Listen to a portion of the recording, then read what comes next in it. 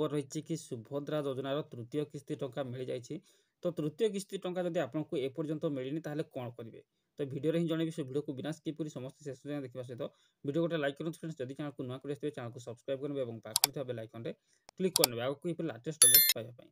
तो देखो सर्वप्रथम कहुई कि हिताधिकारी आकाउंट को आसला सुभद्रा योजनार तृतीय किस्ती टंका।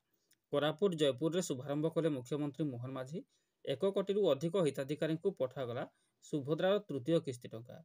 तेज डीबीटी जरिया 5000 महिला आकाउंट को पठा जाइए।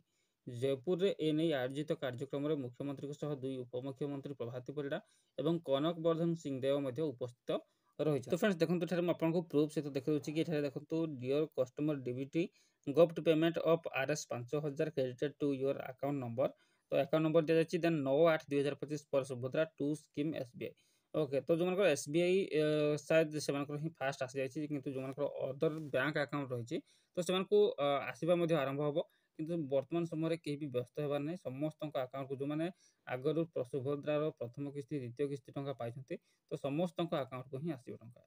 ओके तो ये आप भी व्यस्त होबार नहीं। जदि आप निजे चेक करने चाहते कौन जनसेवा केन्द्र को न जाकि आप क्रोम ब्राउजर कि गूगल सर्च करके सुभद्रा योजना को तो निजे चेक करेंगे।